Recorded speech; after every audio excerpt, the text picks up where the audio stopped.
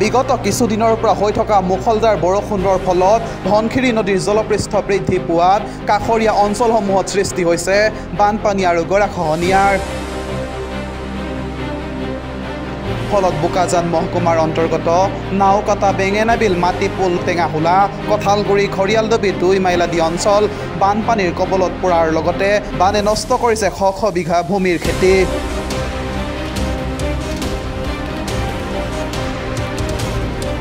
আহাৰমহীয়া বানৰ কবলত পৰা বোকাজান মহকুমাৰ অন্তৰ্গত বিভিন্ন অঞ্চলত বোকাজান মহকুমা প্ৰশাসনে ইতিমধ্যে বানপীড়িতসকলৰ বাবে বোকাজান আৰু দেওপানী অঞ্চলত 5টাকৈ অস্থায়ী শিবিৰ স্থাপন কৰিছে।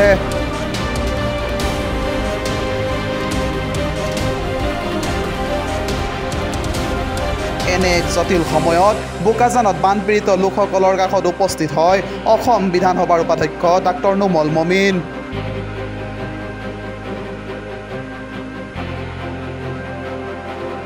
আজি বোকাজানৰ বিধায়ক তথা অসম বিধানসভাৰ উপাধ্যক্ষ ডাক্তৰ নুমল মমিনে বানপীড়িত অঞ্চলসমূহ পৰিদৰ্শন কৰাৰ লগতে অস্থায়ী শিবিৰসমূহত আশ্ৰয় লৈ থকা বানপীড়িত লোকসকলৰ অৱস্থাৰ বুজ লয়।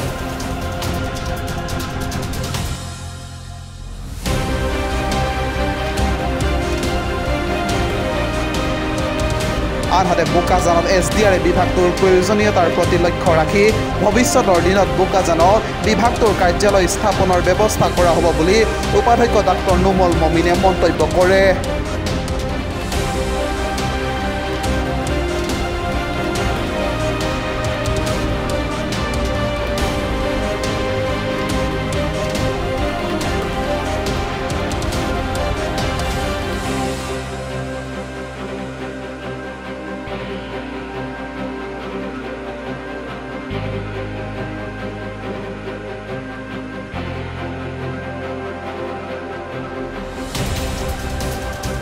বানপীড়িত অঞ্চল পৰিদৰ্শন কৰি ক'বলগীয়াতো বিশেষ নাই। ৰাইজৰ যিবিলাক অসুবিধা আছে তাকে মই লক্ষ্য কৰি আছোঁ আৰু তাৰ ওপৰত আমাৰ SDO বাইদেউ আহিছে চিভিল, তেখেত আছে, আমাৰ প্ৰশাসন লগত আছে, মেডিকেল টিম লগত আছে।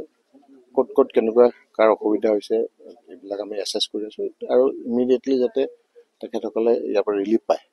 আৰু 3 ঘৰমান এতিয়াও বানপানীৰ মাজতে আবদ্ধ হৈ আছে। আমি SDRFৰ আকৌ আজি সহায় লৈ খুব সোনকালে তেখেতসকলক আমি বাম ঠাইলৈ লৈ আহিম আৰু যিটো খোৱা পাতি সেইবিলাকৰ ৰেচনৰ ব্যৱস্থাবিলাক কৰিছে আৰু বিশুদ্ধ খোৱা পানীৰ ব্যৱস্থা প্ৰশাসনৰ পৰা কৰা হৈ আছে। লগতে যিখিনি পৰা যায় আমি সকলোখিনি তেখেতসকলক ব্যৱস্থাৰ আওতাত আনি চৰকাৰী সাহায্য দিবলৈ ব্যৱস্থা কৰিছোঁ আৰু যিবিলাক সৰু ল'ৰা ছোৱালী আছে মিড ডে মিলৰ যি আছে সেইও ব্যৱস্থা কৰা হৈছে আৰু খোৱা বোৱাবিলাক খুব ধুনীয়াকৈ আমাৰ প্ৰশাসনে চলাই আছে। আৰু বানপানী আমাৰ পাহাৰীয়া অঞ্চলত খুব বেছি একদিন থাকে, অহাকাইলৈ দেখিব ইয়াতে পানী নাই, শুকাই গ'ল। তাৰপিছতে আমি যেতিয়া বানপানী হয় বুলি কয় তেতিয়া আমাক মিছা কথা বুলি কয়। এছেম্বলিটো আমি 2-3বাৰমান এইটো কথা আগত উঠাইছোঁ, তেতিয়া কৈছে আপোনালোকৰ পাহাৰত পানী নহয়। তেতিয়া আমাৰ ফ্লেছ ফ্লাড বুলি এটা কনচেপ্ট আছে, পানী ঘপকৈ আহিব, 6-7 ঘণ্টা থাকিব, মানুহ গৰু চব মহতিয়াই লৈ যাব, আকৌ 6 ঘণ্টাৰ পিছত শুকাই মানুহ মানে পানী নাই, মানে বানপানী হৈছিলে নাই এইটো ডাউটফুল কৰে। গতিকে আমাৰ পাহাৰত এইটো কনচেপ্টটো বেলেগ জেগাত বানপানী হ'লে এসপ্তাহ লাগে শুকাবলৈ কাৰণে, কিন্তু আমাৰ খুব বেছি এদিন 24 ঘণ্টা বা 36 ঘণ্টাৰ ভিতৰত পানী শুকাই শেষ হৈ যায়। গতিকে আজি বানপানী যোৱাকালিৰ পৰা হৈছে, আজি গধূলি মানৰ পৰা শুকোৱা আৰম্ভ কৰিব, কালি দেখিব পানী নাই আৰু। গতিকে আমি বিপদত যিসকল লোক আছে সেইসকলক উদ্ধাৰ কৰিবলৈ কাৰণে আমি অহৰহ চেষ্টা কৰিছোঁ। ডিষ্ট্ৰিক্ট এডমিনিষ্ট্ৰেশ্যনৰ ফালৰ পৰা আমাৰ SDO বাইদেউ ডাঙৰীয়ানীৰ নেতৃত্বত দিনে ৰাতিয়ে কাম কৰিছে আৰু যোৱাকালি তেখেতসকলে খুব পৰিশ্ৰম কৰি শ্ৰীলংকা টোপৰ পৰা যিমান ফেমিলি আছিলে সকলো তাৰ পৰা নিৰাপদ স্থানত অনা হৈছে আৰু কোনো এগৰাকী ব্যক্তি এতিয়া বৰ্তমানলৈকে বিপদত নাই আৰু বিপদমুক্ত।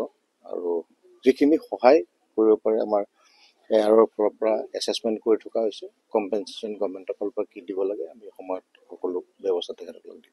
মই সেইটোৱে কৈছোঁ, কনচেপ্টটো ডিপাৰ্টমেণ্টৰ এইটোৱেই যে কাৰ্বি আংলঙত বানপানী নহয়, সেইকাৰণে SDRFটো আমাৰ ডিপুত দিয়া নাই। তো গতিকে তথাপিও আমাৰ ডিপুৰ পৰা গোলাঘাট বুলি ক'লে আমাৰ গোলাঘাটটোৱে বেছি ওচৰ হয় এই বোকাজানৰ পৰা। গতিকে we are very much comfortable. যদি বোকাজানত আনিব পৰা যায় আমি চেষ্টা কৰিম।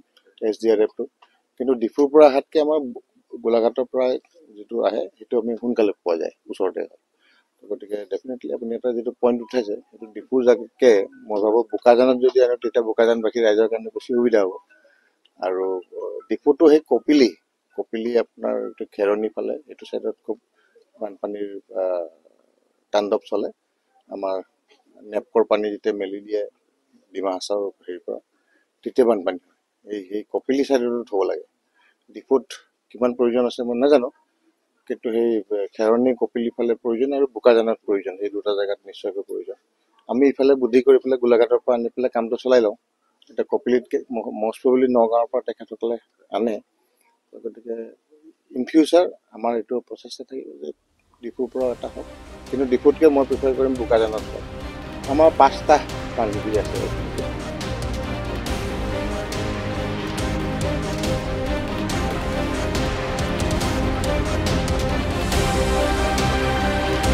News Desk Report, News Talbot, Home Northeast.